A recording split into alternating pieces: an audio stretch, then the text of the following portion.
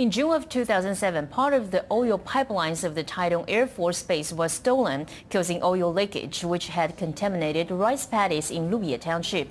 After 4 rounds of negotiations with the landowner, the military paid $160,000 NT in compensation and replaced the polluted soil in 2 rice paddies.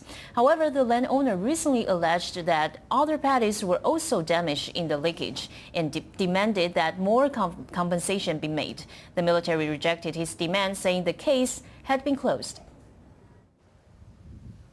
Rice paddies in Luye were contaminated by an oil leakage back in 2007 after a thief broke the military pipeline to steal oil. After several rounds of negotiation, the military agreed to compensate the landowner and replace the soil of the most polluted paddies.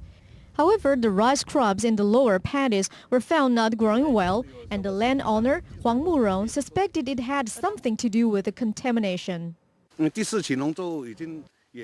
fourth quarter crops are ready to harvest. The conditions of the soil are no longer the same and oil residues were found in it. We had the rice crops tested and oil residues were also discovered. The military said after 4 rounds of negotiations, a compensation agreement was signed and the case had been closed. The military had spent $1.1 million to compensate the loss of the landowner and replace the soil of the contaminated rice paddies. They added it was hard to detect oil residues in the rice crops. Plus, the military said every rice paddy in the area had passed the government's environmental inspection after the oil leakage.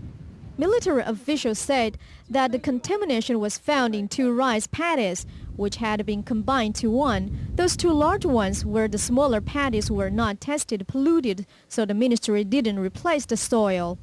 The leaked oil could have gone down the river and contaminated land in the lower areas. Yang said further testing of the crops was needed to find out the truth. He said the landowner could demand compensation if the paddies were indeed damaged. TITV Weekly.